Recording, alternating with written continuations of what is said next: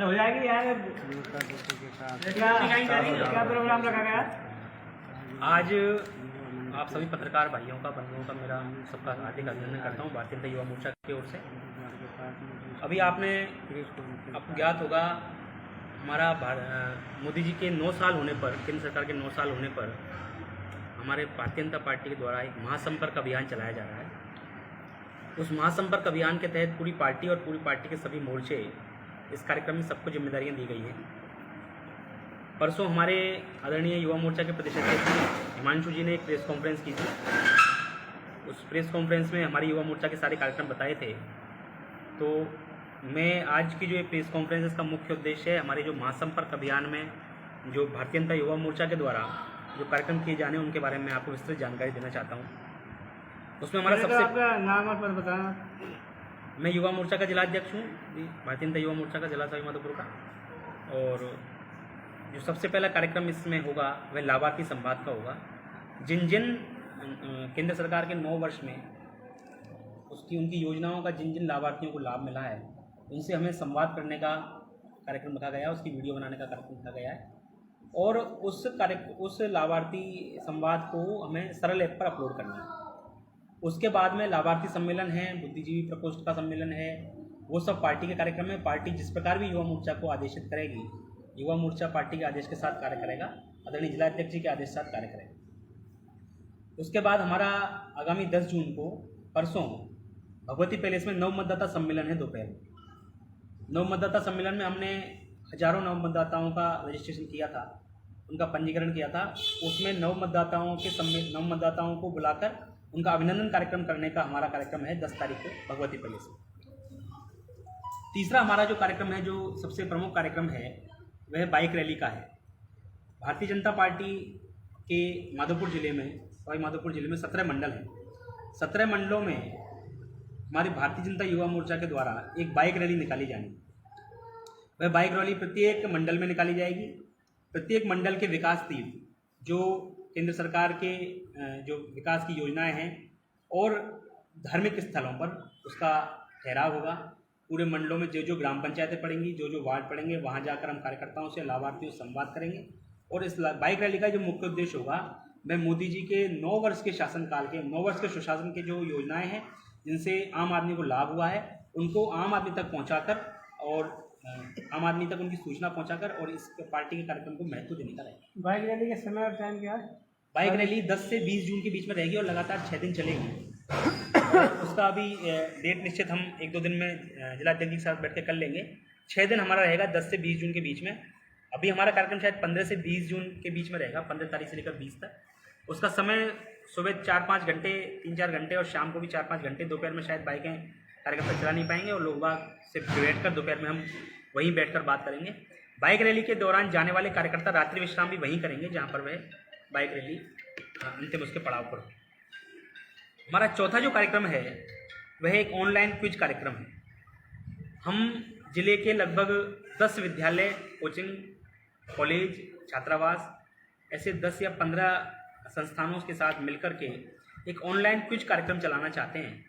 और online quiz कार्यक्रम चलाएंगे जिनमें तकरीबन हमारे साथ 5000 बच्चे पूरे ज़िले में जुड़ेंगे। 5000 बच्चों का ये ऑनलाइन क्विज कार्यक्रम होगा, जो अभी 25 जून के आसपास उस कार्यक्रम को रखेंगे हम। उसमें सबको एक लिंक भेज दी जाएगी, सारे विद्यालय से डेटा कलेक्ट करके उनको एक लिंक भेज दी जाएगी और लिंक के माध्यम से सारे बच्चों को जो हम ऑनलाइन प्रश्नोत्तरी वहाँ से ऊपर से आएगी, उस ऑनलाइन प्रश्नोत्तरी में हमारा ये जो संवाद का कार्यक्रम रहेगा ये होगा। इसमें हमारा उद्देश्य जो है ये है कि हम नव मतदाताओं से जुड़ें। क्योंकि जो नव मतदाता है वह 2000 से 2006 के बीच में जन्मा हुआ बालक है। उसने हमारे ही सुशासन को देखा है, कांग्रेस के कुशासन को नहीं देख पाया, कांग्रेस के घोटालों को नहीं देख पाया। तो 2019 में वह वोटर नहीं था, परंतु जब 2024 में वह वोटर बनकर आएगा तो उसको हमारे किए गए कार्य बताने आवश्यक हैं, मोदी जी के द्वारा किए गए कार्य बताने आवश्यक है। उसको ये भी बताना आवश्यक है कि भारत की प्रतिष्ठा और भारत के प्रधानमंत्री की प्रतिष्ठा पूरे विश्व में किस प्रकार बढ़ी है।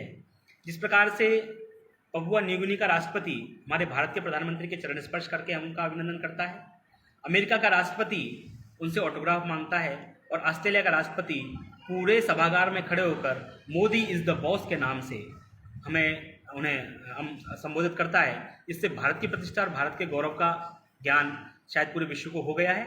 भारत अब विश्वगुरु बनने की ओर। तो इस प्रकार के जो कार्यक्रम हैं, इस प्रकार के जो गौरवान्वित करने वाले क्षण हैं, उनसे नवमतदाताओं को ज्ञात कराना, और न केवल ऐसे गौरवशाली क्षणों को ज्ञात कराना, अपितु उज्ज्वला योजना, किसान सम्मान निधि योजना, पीएम आवास योजना और मुद्रा योजना, इसके जो लाभार्थी हैं आज भारत में, शॉर्ट जरा थोड़ा। आज भारत में क्या है कि कोई भी आप देखो क्या नाम है, सारी नल जल की जो हर घर नल योजना जो चल रही है। दोस्तों, जिस घड़ी का आपको इंतजार था वो घड़ी आ गई है। जी हां, अग्रवाल कोचिंग सेंटर के द्वारा अग्रवाल एसएससी कैंपस का शुभारंभ 17 मई से किया जा चुका है, जहां आपके लिए होगा उच्च स्तरीय पाठ्य सामग्री के साथ बेस्ट फैकल्टी का समागम व अध्यापन। यदि आप अपने एसएससी के सपनों को साकार करना चाहते हैं तो फिर हो जाइए तैयार, क्योंकि जब अग्रवाल कोचिंग सेंटर का है साथ तो फिक्र की क्या है बा। एसएससी व रेलवे के बैच में छात्राओं को मिलेगा 50% डिस्काउंट। ऑफर सीमित समय के लिए। एसएससी के न्यू बैच हो चुके हैं प्रारंभ, तो फिर आज ही संपर्क करें। पता Agarwal SSC campus, Kushalgarh lake के सामने, राघव बिग बाजार के ऊपर, Nahar road, Gangapur city. Contact number 9777003170 और 81041726। ये केंद्र सरकार की योजना है, इसमें हमें हमारा सबसे मेन उद्देश्य रहेगा। दूसरा, कल हम 10 बजे पूरे प्रदेश स्तर पर युवा मोर्चा एक ज्ञापन देगा राजस्थान सरकार के विरुद्ध। तो कल 10 बजे हम गंगापुर सिटी की जो विशेष अधिकारी आई हैं, उनको 10 बजे युवा मोर्चा के कार्यकर्ता प्रदेश सरकार के खिलाफ ज्ञापन देंगे, और उसमें स्थानीय मुद्दे भी जुड़े रहेंगे। जिस प्रकार से ये जो यहाँ की नई विशेष अधिकारी आई हैं, वो शहर की जो इस शहर में इतनी व्यवस्थाएं हैं, पानी की व्यवस्था है, लाइट बार बार चली जाती है, लाइट जिस प्रकार से रात को 12 बजे जा रही है, दिन में जा रही है, सुबह जा रही है, शाम को जा रही है, इस प्रकार से लाइट का जाना, पानी का नहीं आना, इन पर ध्यान न देकर, मैं नहीं कहता अतिक्रमण हटाना गलत है, परंतु आपने कल देखा होगा, आप सब पत्रकार साथी कल साथ थे, पदम जी भी साथ थे, जिस प्रकार जब विशेष अधिकारी वहां से निकली तो किस प्रकार का भय व्यापारियों में था कि वो अपनी दुकानें बंद करके वहां से चले गए। व्यापारी इस देश का बाइज्जत शहरी है, वह कोई आतंकवादी नहीं है। अगर अतिक्रमण हटाना है तो आप मुख्य मार्गों से शुरू करिए। पावर हाउस, जयपुर रोड पर पावर हाउस के सामने जस्ट एक मंदिर माफी पर दुकानें बन गई, शिकायतें करने के बावजूद बन गई। एसडीएम साहब कुछ कहते नहीं, तहसीलदार साहब के सामने बन गई। तहसीलदार ने क्या नाम है, श्रीनगर में अतिक्रमण हटाया, वापस से वहाँ कार्य चालू हो गया। वहां पर किसी प्रकार का कोई कार्रवाई प्रशासन के द्वारा की नहीं जा रही, और जो ये व्यापारी हैं, जो सबका एक तरह से क्या नाम कोक भाजन का विषय बनते हैं, उनके ऊपर आप एक कार्रवाई कर रहे हैं। हमें अतिक्रमण हटाने का वो नहीं है, परंतु एक सामंजस्य, प्रशासन और व्यापारी और आमजन के मध्य एक सामंजस्य होना जरूरी है। आमजन में विश्वास होना जरूरी है। आमजन में भय पैदा करने का कार्य प्रशासन ना करे, क्योंकि प्रशासन के अधिकारी अगर किसी राजनीतिक दबाव में कार्य कर रहे हैं तो वह गलत है, क्योंकि अब मात्र 150 दिन इस सरकार के रह गए। थोड़ी दिन में आचार संहिता लग जाएगी और उसके बाद में सरकार बदलना है। सारे सर्वे बता रहे हैं कि सरकार बदलनी है। तो मेरा प्रशासनिक अधिकारियों से विनम्र आग्रह है कि इस प्रकार से आमजन में भय व्याप्त ना करें, आमजन में विश्वास के साथ कार्य करें। आप गलत गंगापुर मानते हो सिटी में इसको? नहीं, मैं गलत नहीं मानता हूँ, मैं सही मानता हूँ, परंतु इसका जो तरीका है भाई साहब, आपने देखा होगा, एक पुलिस वाला खड़ा होकर कहता है हट हट हट हट हट, विशेष अधिकारी। अरे भाई, विशेष अधिकारी आ रही है, कोई राजा थोड़ी आ रहा है, कोई राजा नहीं है, ये विशेष अधिकारी है। वहां पर खड़े हुए लोग कोई आतंकवादी नहीं है। मार्केट में खड़े हुए लोग, वो अगर अपनी बात कह सकते हैं, अपनी परेशानी बता सकते हैं, गलत नहीं मानता हूं मैं, पर करने का तरीका जो है वो गलत है। जिस प्रकार से भय व्याप्त कर दिया है वो गलत है। आप नगर परिषद के संसाधनों का उपयोग कर रहे हैं, नगर परिषद के चेयरमैन को पता नहीं है, ये कितना दुर्भाग्यपूर्ण है। आपके चेयरमैन को ये पता है कि 5 दिन से शहर के जो मुख्य मार्ग है उनमें बिजली नहीं है और जो है कचरे के ढेर पड़े हुए, किन चीज़ों से आप? मैं वही आपको बताना चाह रहा हूँ, चेयरमैन को और हमारी प्रधान को, जिस प्रकार से ये लोकतंत्र के द्वारा चुने हुए जनप्रतिनिधि हैं, इनको जो ये जो हमारे अधिकारी कर्मचारी हैं, ये राजनीतिक दबाव में कार्य कर रहे हैं, ये सरकार के दबाव में काम कर रहे हैं, इनको ये काम करने की छूट ही नहीं दे पा रहे हैं। बोलने में पाबंदी लगा रखी है कि 7 दिन से आपका एक वक्तव्य नहीं आया इस मामले में? नहीं, हमारा वक्तव्य, हमारे आदरणीय, आपने सुना होगा, मान सिंह जी ने अभी एक प्रेस कॉन्फ्रेंस करी थी, पूर्व विधायक जी ने, और उससे पहले हमारे सुशील जी ने प्रेस कॉन्फ्रेंस करी थी, जिसमें विधायक पर और ये इस तरह की व्यवस्थाओं पर गंभीर आरोप लगाए थे। लोगों में एक आम चर्चा है कि भाजपा के लोग सिर्फ प्रेस कॉन्फ्रेंस के माध्यम से बातों को उठाते हैं, उसके बाद में करके भूल जाते हैं। देखिए, मैं आपको बता देता हूँ केशव जी, आपको ध्यान होगा, मैंने एक मुद्दा उठाया था मंदिर माफी का, उसमें मैंने 3 ज्ञापन दिए। 3 ज्ञापन देने के बाद में एसडीएम ने तहसीलदार को एक पत्र लिखा, तहसीलदार को पत्र लिखने के बाद उस पर एक कार्रवाई हुई। कार्रवाई होने के बाद में मेरे पास उसका प्रूफ है कि मैंने उनको लगातार संज्ञान में लाया, उनके वहाँ पर नोटिस भेजा, एडवोकेट के द्वारा नोटिस भेजा, परंतु प्रशासन इतना असंवेदनशील बन चुका है, इतना तानाशाह बन चुका है कि वो कोई कार्रवाई नहीं करना चाहता। राजनीतिक दबाव इतना है। श्रीमान जी आपने ये बताया गंगापुर सुली में 6 दिन हो गए रोड लाइट काटे हुए, पूरे शहर में अंधेरा है, कई घटनाएं भी घटी है उसमें, और महिलाओं का आना जाना दुर्लभ हो रहा है। और नगर परिषद में हड़ताल चल रही है, 6 दिन हो गए, 3 दिन हो गए आज, सारी सफाई व्यवस्था ठप है। इस पर क्या कहना चाहोगे? मैं इस पर यही कहना चाहता हूँ, मैंने आपको पहले ही बताया, जिस प्रकार से राजनीतिक षड्यंत्रों के द्वारा अभी कुछ दिनों पहले हमारे सभापति को निलंबित किया गया, उस पर झूठे मनगढ़ंत आरोप लगाए गए। अब जब वो कोर्ट से जीत कर आए हैं तो अधिकारी कर्मचारियों को इतना दबाव में ले रखा है, इतना, क्योंकि अकेला सभापति कुछ नहीं कर सकता। जब तक उस सरकारी मशीनरी उसका सहयोग नहीं करेगी, जब तक सरकारी मशीन, तब तक जनप्रतिनिधि भी कुछ नहीं कर पाएगा। ये आप भी जानते हैं। जब और आज ये आप ही देखिए ना, बिजली विभाग किसके अंडर में? केवल आप रोड लाइटों के बारे में बोल रहे हैं। बिजली विभाग का 20 करोड़ रुपए बकाया है, इसको जमा कौन कराएगा आखिरकार? उसको नगर परिषद ही कराएगी, जिसने उपयोग किया वो कराएगा, उसका विषय नहीं है। परंतु नगर परिषद के पैसे को, आज नगर परिषद में किसी प्रकार का कोई हमें लाभ अनुदान नहीं दिया गया, उल्टा नगर परिषद के पैसे को इधर उधर की चीज़ों में लगा करके, राज्य सरकार के द्वारा इधर उधर चीज़ों में लगाकर नगर परिषद को घाटा किया गया, उसके पैसे का दुरुपयोग किया गया है। क्या राज्य सरकार की तरफ से पैसा नहीं आ रहा है? राज्य सरकार की तरफ से कोई पैसा नहीं आ रहा। राज्य सरकार की तरफ से राज्य सरकार का पैसा भेज रही है, कहाँ भेज रही है? उसका कोई ब्यौरा देने को तैयार नहीं है, उसका कोई ब्यौरा देने को तैयार नहीं है। जो अस्थायी 10 पत्र तो मैं लिख चुका हूँ। जो अस्थायी कर्मचारी है उनका 2-3 महीने का पेमेंट रुका हुआ। आप अस्थायी कर्मचारियों के 2-3 दिन में पेमेंट, इस पर सभापति जी ने भी उठाया मुद्दा। सभापति जी ने कहा जब टेंडर खत्म हो गया मार्च में, तो अब तक टेंडर चल कैसे रहा है? कौन से नियम से चल रहा है टेंडर? सभापति जी ने खुद ने कहा है। भाई मैं वही कह रहा हूँ, सरकारी मशीनरी जिस प्रकार से दबाव में आकर कार्य कर रही है, वह कार्य करना अनुचित है, इससे जनता पिस रही है। विशेषाधिकारी जी ने जो गंगापुर सुली में जिला बनने के बाद में काफ़ी कार्रवाई की है, अतिक्रमण को लेकर भी मार्केट भी चौड़ा हुआ है, इस पर क्या कहना चाहोगे? उनकी कार्रवाई का अभिनंदन है, स्वागत है, पर उनके कार्रवाई के तरीके का हम विरोध कर रहे हैं। उनके कार्रवाई में जिस तरह से व्यापारियों में भय है, उस भय को निकाल कर कार्य किया जाए। जो विशेषाधिकारी महोदय, सारे व्यापारी अध्यक्षों की मीटिंग बुलाई गई और इसके बाद में कार्रवाई की गई है। आपने देखा ना मार्केट कैसे बंद था, लेकिन केवल एक जगह कार्रवाई। आप मेरे को बताइए, विशेषाधिकारी जब अस्पताल जाती हैं, अस्पताल की व्यवस्थाओं को देखने के लिए, अस्पताल के बाहर पड़ा हुआ कचरा उन्हें नहीं दिखता है? नहीं दिखता है क्या? बताएं आप मुझे। शहर के मुख्य मार्गों पर पड़ा हुआ कचरा, दुकानदार ऐसे हैं जिन्होंने नाली को अवरुद्ध कर रखा है। आपने वो देखा होगा, आपकी वीडियो मैंने लाइव देखी है। सारे कर्मचारियों को, सारे दुकानदारों को वो कहती हुई नजर आ रही है, आपने नाली पर अतिक्रमण कर लिया, आपने नाली पर अतिक्रमण। देवी स्टोर चौराहे पर आते ही उन्होंने सिर्फ मोटरसाइकिल हटवाई, किसी को बोला नहीं कि आपने नाली पर अतिक्रमण कर लिया। कहाँ है देवी स्टोर चौराहे पर अतिक्रमण? नहीं है क्या नालियों के ऊपर? आप बताइए। कहना क्या चाहते हैं, स्पष्ट बताएं। नहीं, स्पष्ट तो मैं बता रहा हूँ ना आपको। देवी स्टोर चौराहे पर आकर आखिर विशेषाधिकारी जी क्या मजबूरी है कि वो नहीं कहती है कि नाली पर अतिक्रमण है? क्या मजबूरी है? नहीं बेटा, बराबर उन्हें पूरे इंदिरा मार्केट में मजबूरी दिख रही है। हमने लाइव भी चला, एक मिनट, देवी स्टोर चौराहे पर उन्होंने कहा कि हमने लाइव भी चलाया था, और ये गलत है, यहाँ डस्टबिन रखी जाए और इसको साफ किया जाए। तुम्हारे घर की रात को नहीं है ये नाली। बराबर हमने कल लाइव भी चलाया था, बराबर उन्होंने टोकटाई की है, कचरा नहीं, नाली के ऊपर अतिक्रमण, नाली के ऊपर बैठे हुए हैं, वो देखा आपने?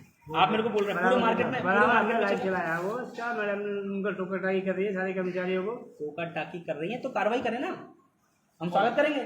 जिस तरह आपने केंद्र सरकार की 9 साल की जो उपलब्धियां, उनका गुणगान करने के लिए अभी जो प्रोग्राम बनाया है, हाँ। गुणगान या बखान कैसे भी मान लो, तो उनके कहीं ना कहीं कमी, जिस तरह से आप कह रहे हो कि देश में हम यहाँ चलाएंगे राजस्थान का, तो राजस्थान में जैसे हमारे पड़ोसी राज्य में देख लो, उज्जैन के अंदर महाकाल कॉरिडोर 816 करोड़ रुपए का वो टेंडर हुआ था। खुद माननीय प्रधानमंत्री जी महोदय ने भी उसका उद्घाटन किया था। तो उसमें कहीं पत्थर की मूर्तियाँ लगनी थी, किस तरह से किया, अष्टधातु की मूर्ति लगनी थी, वहाँ पीओपी की मूर्ति लगा दी। इसके बारे में क्या कहोगे? देखिए, ये तो जो विषय है ये राजस्थान का है नहीं, पहली बात। दूसरी बात, आपके टेंडर में आपने कहीं देखा क्या उसमें क्या अष्टधातु की मूर्तियाँ लगनी थी? नहीं, पत्थर की तो लगा सकती थी। ये किस चीज़ की थी? मेरी बात ऐसी मजबूत लगी थी जो उखाड़ ना पाए। मेरी बात सुनिए। जिस प्रकार जो टेंडर में होगा हाँ। वह कार्य किया गया है, ईमानदारी से कार्य किया गया है। प्राकृतिक आपदा के ऊपर किसी का वश नहीं है, तूफान आंधियों के ऊपर किसी का वश नहीं है। मूर्तियाँ किस तरह से? अच्छा, छोटा सा अंदर बता रहे हो आप। 350 करोड़ का नुकसान तो बिजली विभाग को राजस्थान में हो गया, आप छोटा सा अंदर बता रहे हो। पूरा शहर पूरा का पूरा शहर लगभग 24 घंटे तक अंधेरे में डूबा रहा। आप छोटा सा अंदर बता रहे हो। नहीं, इस तरह से मूर्तियों में स्पेशल पीओपी की दिखाई देना, सारी मूर्तियां उठाना है, तो उनको आप ये नहीं सोच पाओगे कि कहीं ना कहीं उसमें भी घोटाला आसपास के गाँव में दीवार मैं क्या कह रहा हूँ इसमें बड़े बड़े मकान ढह गए भाई साहब। पीओपी नहीं, आप तो एक बात बताइए, आदमी जब अपना मकान बनाता है तो अपने मकान में तो वो बहुत अच्छी चीजें लगाता ही है, उसके बाद भी वो ढह जाते हैं। तो क्या वो वहाँ भी भ्रष्टाचार है? ऐसा नहीं है। प्राकृतिक आपदा के लिए ना कोई मनुष्य जिम्मेदार है, ना प्रधानमंत्री जिम्मेदार है, ना कोई मुख्यमंत्री जिम्मेदार है। प्राकृतिक आपदा में बिहार का 1700 करोड़ रुपए का पुल है, बिहार में दोबारा गिर गया पुल। आप देखो ना, अब तो बीजेपी सरकार नहीं है ना बिहार में, दोबारा उस पर कोई कार्रवाई नहीं हुई, दोबारा पुल गिर गया। एक ही पुल का 2 बार गिर जाना। जो लोग विरोध कर रहे थे इस पुल के गिरने का, पहली बार जिन लोगों ने विरोध किया वो अब सरकार में, दोबारा पुल गिर गया। अब क्या कहेंगे? अब इस्तीफा देना चाहिए, मुझे लगता है सरकार को बर्खास्त कर देना चाहिए। और मैं तो राजस्थान सरकार के बारे में बात करूंगा। राजस्थान की सरकार लगातार रीट पर ऐसे रीट में ये कांग्रेस में लिप्त लोग पाए जा रहे हैं। क्या सरकार की नैतिक जिम्मेदारी बनती है उसको बर्खास्त कर देना चाहिए? कांग्रेस सरकार का मिनिस्टर कह रहा है, कांग्रेस सरकार का मंत्री कहता है कि इस सरकार ने भ्रष्टाचार के सारे आंकड़े पार कर दिए हैं। राजस्थान सरकार ने राहत कैंप चला रखे हैं और काफी भीड़ भी उमड़ रही है, लोगों को काफी राहत। आप पहली बार ऐसा देखेंगे, आप पहली बार फर्स्ट टाइम जब कैंप लगा करके प्रत्येक व्यक्ति को कैंप में बुलाया जाता है। हम लाभार्थी के पास जा रहे हैं, हम उसे बता रहे हैं कि आपको क्या लाभ प्राप्त हुआ है। पूरे राजस्थान में प्रत्येक व्यक्ति को कैंप में बुलाया। अब आपके शहर गंगापुर सिटी में चिकित्सा के क्षेत्र में नए आयाम, नए भव्य स्वरूप में आया है वर्धमान मल्टी स्पेशलिटी हॉस्पिटल, जिसमें सभी प्रकार की बीमारियों का एक ही छत के नीचे अत्याधुनिक तकनीक से चिकित्सा सुविधा उपलब्ध, जिनमें जनरल मेडिसिन, सर्जरी, गायनिक, शिशु रोग, हड्डी रोग, यूरोलॉजी, दंत रोग चिकित्सा सुविधा उपलब्ध, विशेषज्ञ डॉक्टर्स की टीम, अत्याधुनिक लैब व सभी प्रकार की जांच सुविधा उपलब्ध, सभी प्रकार की योजनाएं जैसे मुख्यमंत्री चिरंजीवी RGHS की सुविधा उपलब्ध। वर्धमान हॉस्पिटल का वादा हर व्यक्ति को निरोगी बनाना। आज ही संपर्क करें Vardhman multi speciality hospital, Jaipur road, Gangapur city. Contact number 8302906531 और 7463294752। बाबू है नहीं, कार्य हो नहीं रहा। बाबू पिछले 2 महीने से हड़ताल पे। आप क्या कार्य करेंगे? क्या कार्य करवाएंगे आप? 2 महीने से बाबू हड़ताल पे। जैसे बताया जा रहा है, बाबू टोटल राजस्थान के अंदर 17,000 बाबू है, उनमें से मात्र 1,000 ही हड़ताल पे बैठे धरने पर। भाई साहब मुझे मेरी बात सुनो, मुझे ये नहीं पता 1,000 हड़ताल पर बैठे, सांकेतिक धरना है। आप मुझे बता दीजिए बाबू कहाँ काम कर रहे हैं? लगातार कैंपों में गंगापुर जा रही है। गलत बात। गंगापुर सिटी में मेरी बात सुनो, गंगापुर सिटी में कहीं रजिस्ट्री नहीं हो रही। गंगापुर सिटी में SDM कोर्ट का पूरा काम ठप पड़ा हुआ है। गंगापुर सिटी में हॉस्पिटल के सारे काम बंद पड़े हुए हैं बाबुओं की वजह से। आप मुझे एक ऑफिस बता दीजिए जहाँ बाबुओं की कमी के कारण कार्य अवरुद्ध नहीं हुआ। एक सरकारी अस्पताल बता दीजिए, सरकारी चीज बता दीजिए। ऐसा कुछ नहीं। 1,000 तो वो 70,000 जाकर बैठना आवश्यक नहीं है। 1,000 बैठे और सांकेतिक में बैठे हैं। आज 1,000 बैठे, कल दूसरे 1,000 आ जाएंगे। पर सरकार 60 दिन से जितने असंवेदनशील है उनको समझा नहीं पा रही है। ये राजस्थान की जनता के साथ एक छलावा है। और गंगापुर सिटी की राजस्थान सरकार ने गंगापुर सिटी के लिए जो विशेषाधिकारी लगाई गई थी, अब दूसरा तोहफा भी दिया राजस्थान सरकार ने, और एक पुलिस के विशेषाधिकारी भी लगाए गए। सुशील जी, इन पर क्या कहना चाहोगे? देखिए, राजस्थान सरकार ने जो गंगापुर जिला बना है ये क्रमिक उन्नति है। हमारे यहाँ पर SDM बैठता था। पिछली बार जब कांग्रेस सरकार आई तो 2 दिन के लिए ADM बैठने लगा।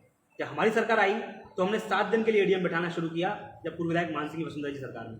उसका क्रमिक उन्नति करते हुए इस सरकार ने इसे जिला बनाया बिना किसी प्लानिंग के। 19 जिले बनाए, अभी तक कोई वित्तीय घोषणा नहीं है। 1,000 करोड़ रुपये पर जिले के लिए चाहिए। फिर भी विशेषाधिकारी आई हैं, उनका बहुत स्वागत है। अब जो नए विशेषाधिकारी पुलिस के लगाए हैं सुशील कुमार जी, उनका भी हार्दिक अभिनंदन है। मैं छोटा सा एक और निवेदन सब मैं शहरियों को कर देना चाहता हूँ। ये जो अधिकारी आते हैं ये इनकी ड्यूटी करने आते हैं, इनका कर्तव्य निभाने आते हैं। इनको माला और साफे आप तब पे नहीं है जब ये कार्य अच्छा करें, जब इनकी विदाई हो। आते ही इनको माला साफा पहनाकर इनका जिस प्रकार से अभिनंदन किया जाता है, ये परंपरा मुझे लगता है गलत है। ये राजस्थान की परंपरा रही है। राजस्थान की परंपरा स्वागत की है, परंतु स्वागत में क्या होता है, स्वागत में दलाली चलती है। इस प्रकार के स्वागत मुझे नहीं लगता कि करने चाहिए। मुझे लगता है कि इस प्रकार अगर स्वागत तब करने चाहिए जब शहर की व्यवस्थाएं सही हों। शहर की सारी रोडें खुदी पड़ी हैं, शहर में डेली चोरियां हो रही हैं, डेली ताले टूट रहे हैं, डेली क्या नाम है अपराध हो रहे हैं, उसके बाद में आप जाकर डीवाईएसपी आ जाएं या एसपी आ जाएं, उनका माला सभा बनाकर स्वागत करें, ये नहीं। मैं चाहता हूं उनका स्वागत आप करें, अभिनंदन, उनका स्वागत करें जन समस्याएं बताकर। उसके बाद जब उनका कार्यक्रम हो जाए तो उनका स्वागत करने जाएं कि आपने चूड़ियां रोक दी, आपका अभिनंदन है। जैसे गंगापुर सिटी के इतिहास में एक पहली बार एक शराब की ठेके पर कार्रवाई की गई थी, जो रुद्र समझ डीवाईएसपी उनके द्वारा, तो शायद इतिहास की पहली कार्रवाई थी। देखिए एक बार इस तरह की कार्रवाई होती है तो उनके ऊपर भी प्रशासनिक अधिकारियों के द्वारा किए गए अच्छे कार्यों के लिए उनका अभिनंदन आवश्यक है, उनका आने पर उनका स्वागत भी आवश्यक है। परंतु जिस प्रकार से स्वागत में आजकल, क्या मैंने परंपरा कौन सी बता रहा हूं आपको, नगर परिषद का लाखों रुपए खर्च करके एक विशेष अधिकारी के स्वागत के लिए सरकारी पैसे का अरे हो जाएगी।